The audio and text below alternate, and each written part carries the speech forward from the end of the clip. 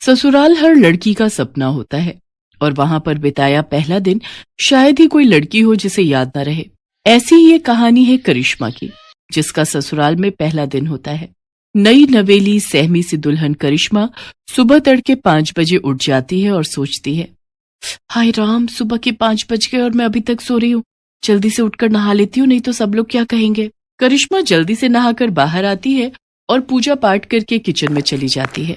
अरे, अभी तो ठीक से सुबह भी नहीं हुई, फिर ये किचन में से कैसी आवाजें आ रही हैं? कहीं अपने यहाँ कोई चोर तो नहीं आ गया? चोर चोर चोर!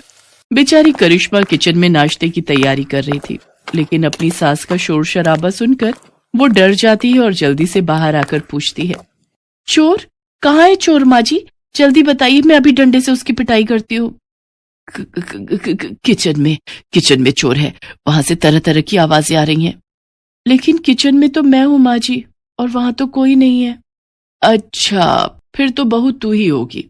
मैंने खटर पटर की आवाज सुनी तो मुझे लगा शादी वाले घर में कोई चोर चोरी के इरादे से घुस आया है। पर बहू, तू इतनी सुबह सुबह किचन में क्या कर रही है? जी, वो मैं नाश्ते की तैयारी कर रही थी। अरे, इतनी जल्दी? सारा दिन पड़ा है अभी, ये काम तो बाद में भी हो जाएगा। पहले तू जाकर आराम कर ले, शादी की तैयारियों में थक गई होगी। जा बेटा, आज तो पहला ही दिन है, जाकर आराम कर। हाय, कितनी अच्छी सास मिली है मुझे, जो आराम करने के लिए कह रही है। और एक मेरी माँ थी, जो सूरज निकला भी ना हो फिर भी, सूरज कब का निकल गया, आधा दिन हो गया, कब उठेगी कहकर जल्दी उठा देती थी। यहाँ तो सूरज निकलने के बाद भी सासू माँ कह रही है, सो जा। करिश्मा खुश होकर अपने कमरे में निश्चिंत होकर सोने चली जाती है। सोते सोते उसे काफी देर हो जाती है। तभी हॉल में बैठी उसकी बुआ सास और मामी सास बातें बनाने लगती हैं और कहती हैं, हाय, हम का इतनी दूर लखनऊ से सोती बहू को देखने वास्ते आवत है।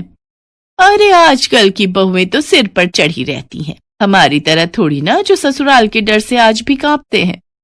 वहीं पीछे खड़ा रजत उनकी सारी बातें सुन रहा होता है। अपनी बीवी की बेइज्जती सुनकर वो उनकी बातों पर पर्दा डालते हुए कहता है, वो तो कब की उठ गई है बुआ जी, वो कपड़े समेट रही है, सारा कमरा बिखरा पड़ा है ना, लहंगा जेवर, आप तो जानते ही हो शादी वाले घर में कितना काम हो जाता है। रजत जल्दी से अपने कमरे में जाता है और करिश्मा को उठाते हुए कहता है, करिश्मा, जानू उठ जाओ बेबी, जल्दी से उठकर नहा लो, सब रिश्तेदार बाहर तुम्हारा इंतजार कर रहे हैं। जी, मैं तो सुबह 5 बजे उठकर ही नहाकर पूजा पाठ करके नाश्ता बना लिया था, लेकिन माँ जी ने कहा अभी सो जाओ, इसलिए आकर सो गई। हाय मेरी नई नवेली दुल्हन, सुबह 5 बजे से उठी है, तब तो तुम अभी आराम कर लो। नहीं, अब मेरी नींद पूरी हो चुकी है। कहिए, आपको कुछ कहना था क्या? रजत करिश्मा को सारी बात बताता है और कहता है, अब मुझे तो ये बिल्कुल भी बर्दाश्त नहीं कि कोई मेरे सामने मेरी बीवी की बुराइयां करे। चलो अब जल्दी से तैयार होकर बाहर आ जाओ, सब तुम्हारा इंतजार कर रहे हैं। इतना कहकर रजत बाहर चला गया। हाय जी, ये क्या हो रहा है? मेरी पीठ पीछे कल तक जो रिश्तेदार मुझे आशीर्वाद दे रहे थे, आज एक ही दिन में मुझे जाने बिना मेरे बारे में अपनी राय देनी भी शुरू कर दी। फिर करिश्मा तैयार होकर बाहर आ जाती है और उनसे पूछती है, बुआ जी, मामी जी, आपने नाश्ता कर लिया? हाँ बहू, तुझे क्या लगा अगर तू खाना नहीं देगी तो क्या हम भूखे ही रहेंगे? वैसे तूने टाइम देखा क्या हुआ है? तभी वहां सरोज आ जाती है। अरे, ये बेचारी तो सुबह 5 ही बजे उठ गई थी, नहाकर पूजा पाठ कर कर सबका नाश्ता इसी ने तो बनाया था। वो तो काफी सुबह थी, इसलिए मैंने ही कहा इसको जाकर सोने के लिए। अरे दीदी, बहुओं को तो जितना दबा कर रखा जाए उतना ही वो काबू में रहती हैं। अगर जरा भी ढील दे दी तो फिर ये हाथ से निकल जाती है। ये कैसे रिश्तेदार हैं? बहू का आज पहला दिन है और उसे आशीर्वाद देने की बजाय दबाने की बात की जा रही है। मैं बहू हूं, कोई जानवर थोड़ी ना जो मुझे दबाया जाए। अभी करिश्मा इसी सोच में पड़ी हुई होती है कि तभी पीछे से आवाज आती है, भाभी जल्दी से चलो और अपना सूटकेस खोलकर दिखाओ कि उसमें क्या क्या सामान आया है हमारे लिए। हाँ जी, चलिए सब कमरे में। अरे, कमरे में क्या चलिए, तुम अपना सूटकेस यहाँ लेकर आओ। अरे, यहाँ लाने की क्या जरूरत है? करिश्मा बेटा, जो जिसके नाम का है दे दो उसको। अच्छा पापा, ऐसा कैसे? ननद को पूरा हक है अपनी पसंद का सामान लेने का, जो रिवाज है हम तो वही लेंगे। हाँ हाँ, जैसे तेरी माँ ने तो हमें बड़ा अपनी पसंद का दिया था ना, जो तू अपनी भाभी से मांग रही है। अरे, कैसी बात कर रही हैं आप? आपने तो मेरी सबसे पसंदीदा जरकन वाली साड़ी पर हाथ रख दिया था और मैं बेचारी मना भी ना कर पाई। बेचारी करिश्मा भारी सूटकेस उठाकर हॉल में लाती है और जैसे ही उसका सूटकेस खुलता है तो उसकी पसंदीदा साड़ी उसकी ननद तान्या ले लेती है और वो बेचारी मन ही मन सोचती है, हाय ये तो मेरी फेवरेट साड़ी है। अच्छा, अब मेरे निकलने का वक्त हो रहा है, लेकिन सोच रही हूँ जाने से पहले एक बार नई बहू के हाथ का मीठा चख लूं। हाँ हाँ जरूर बुआ जी, आप बैठिए, मैं अभी आप सबके लिए हलवा बना कर लाती हूँ। हलवा नहीं भाभी, हमारे यहाँ तो मीठे में बहू खीर ही बनाती है, तो आपको भी वही बनानी है। खीर? करिश्मा की माँ ने मीठे में हलवा बनाना सिखाया था, वो भी उसने शादी से हफ्ता भर पहले ही सीखा था। हे भगवान, मैंने तो माँ से हफ्ता भर हलवा बनाने की ट्रेनिंग ली थी, लेकिन खीर कैसे बनाते हैं वो तो मुझे आता ही नहीं। एक काम करती हूँ, जो हलवे की रेसिपी है वही खीर के लिए इस्तेमाल करती हूँ। कुछ देर बाद करिश्मा खीर लेकर आती है। भुने हुए चावल की तो अच्छी खुशबू आ रही है, बस जरा दूध में चावल ठीक से मिक्स नहीं हो पाए। ये लो बहू, तुम्हारी पहली रसोई का सगुन। बुआ सोने की चेन बहू को गिफ्ट में देती है। मामी सास भी उसके लिए सोने की अंगूठी लाई होती है। आप सबने मेरी बहू को समझा, वही हमारे लिए काफी है। इन सब चीजों की कोई जरूरत नहीं थी। जरूरत कैसे नहीं थी दीदी? ये क्या तुम्हारी ही बहू है, हमारी नहीं? हाँ, इसकी अहमियत हमारे लिए भी उतनी ही है जितनी तुम्हारे लिए। बहू, अब तू थक गई होगी, जा बेटा अपने कमरे में जाकर आराम कर। करिश्मा उन सबके पैर छूकर कमरे में चली जाती है। आज शाम को बहू के मम्मी पापा आने वाले हैं, देखते हैं क्या लेकर आते हैं। वही लाएंगे जो तुम्हारे लाए थे, खाली हाथ ही आएंगे और क्या।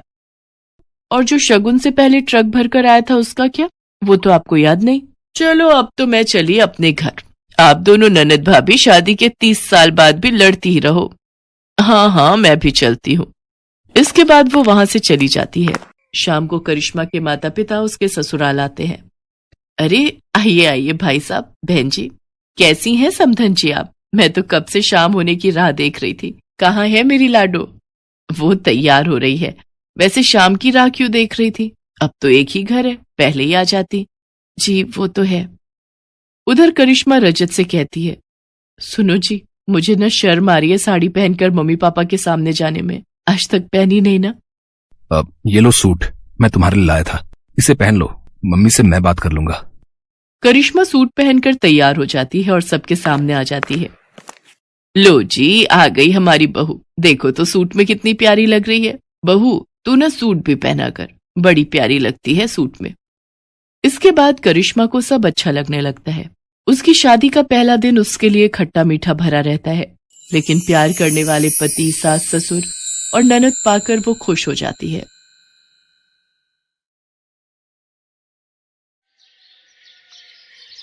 भाभी, हमारे कॉलेज की तरफ से गोवा के लिए एक ट्रिप ऑर्गेनाइज की गई है, जिसके लिए वो हमसे 5,000 रुपए ले रहे हैं। मेरी सभी सहेलियां जा रही हैं, मेरा भी बहुत मन है, प्लीज मुझे जाने दो।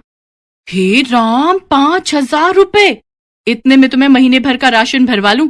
कोई जरूरत नहीं है कहीं जाने की, चुपचाप से घर पर रहो और घर के कामकाज में मेरी मदद करो। ये लो, जल्दी से इन कपड़ों को प्रेस कर दो।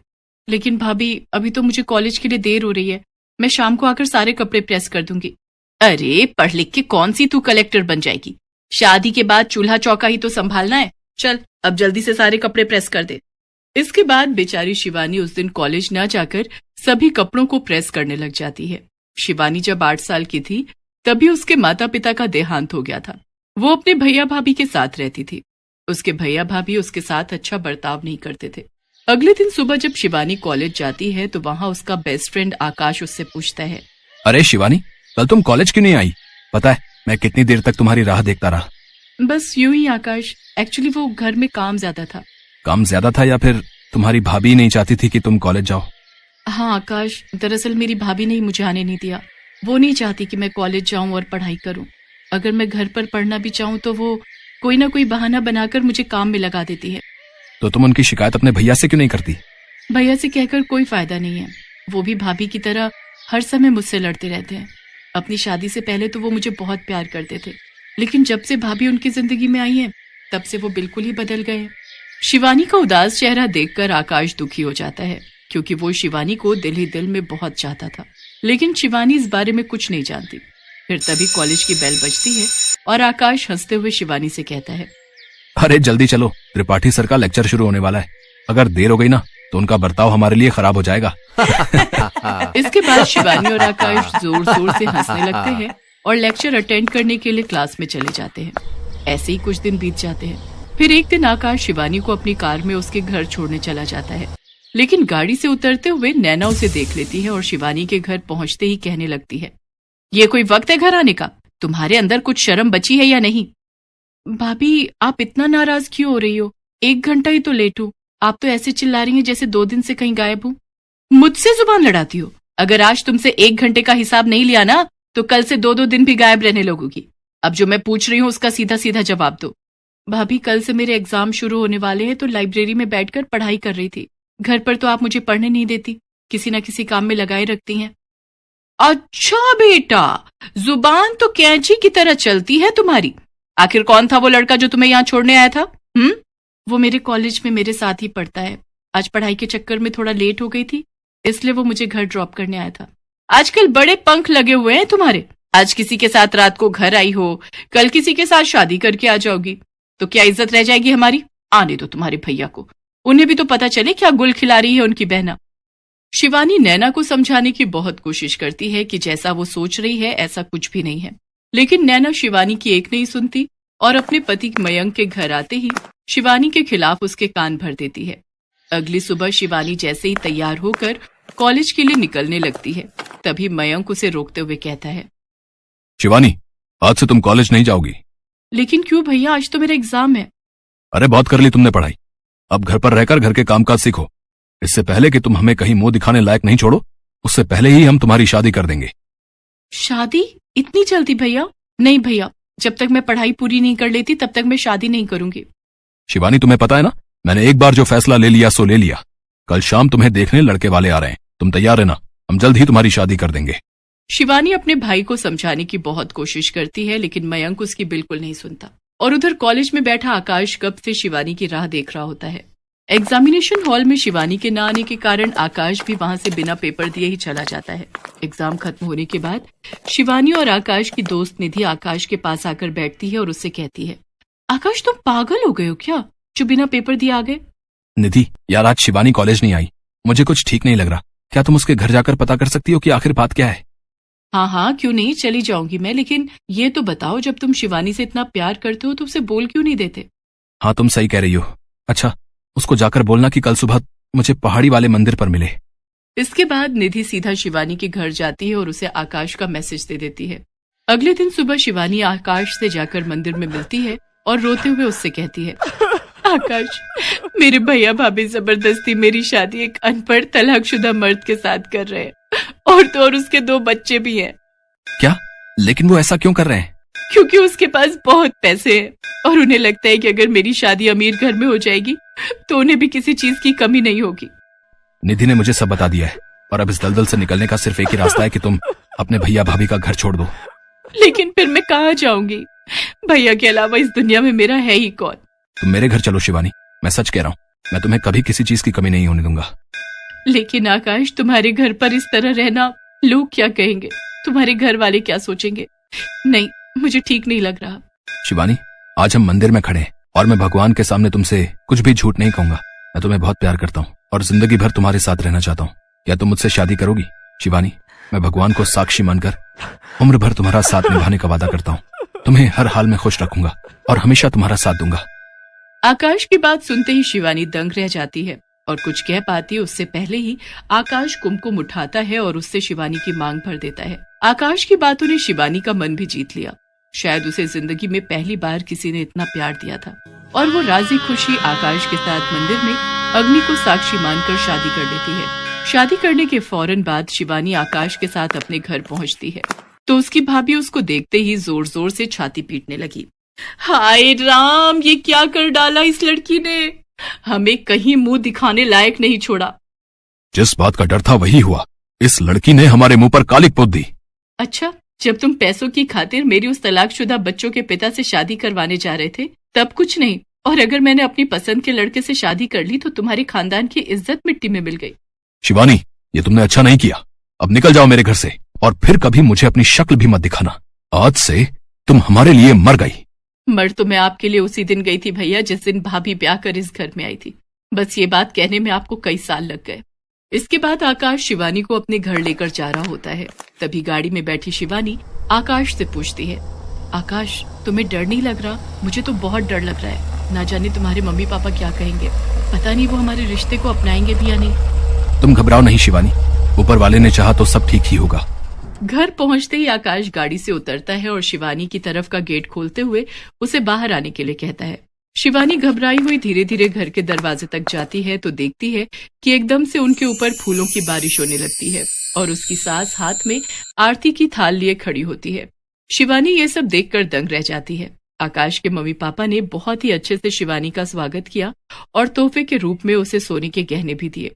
इसके बाद शिवानी और आकाश ने माता पिता के पैर छूकर उनका आशीर्वाद लिया। फिर शिवानी ने आकाश से पूछा, आकाश अब तो बता दो ये सब क्या हो रहा है? तुम्हारे मम्मी पापा गुस्सा होने की जगह हमारी आरती उतार रहे हैं। मुझे तो कुछ समझ नहीं आ रहा। बताता हूँ बाबा, सब बताता हूँ। दरअसल मैंने अपने माता पिता को तुम्हारे बारे में पहले ही बता दिया था और उन्होंने ही मुझसे कहा था कि मैं आज ही तुमसे शादी कर लूं और तुम्हें उनकी बहू बनाकर इस घर में ले आऊं। और ये सब तैयारी, ये भी उन्हीं का ही आइडिया था। ओहो, तो इसीलिए मंदिर में मेरे जवाब का इंतजार किए बिना ही तुमने मेरी मांग में सिंदूर भर दिया, ताकि मेरे पास मना करने का कोई कारण ही ना रहे। हाँ, मेरे मम्मी पापा सुबह से इन सब तैयारियों में लगे हुए थे। उन्होंने ही घर को सजाया, तुम्हारे मेरे लिए गिफ्ट लेकर आए और ये फूलों वाला आइडिया, ये भी उन्हीं का ही था। सच में आकाश, तुम्हारे मम्मी पापा बहुत अच्छे हैं। तुम्हारे नहीं बल्कि हमारे। आज से वो तुम्हारे भी तो मम्मी पापा हैं। हाँ, हमारे मम्मी पापा बहुत अच्छे हैं। इसके बाद दोनों ने अपनी ग्रेजुएशन पूरी की और फिर दोनों की ही एमएनसी कंपनी में नौकरी लग गई।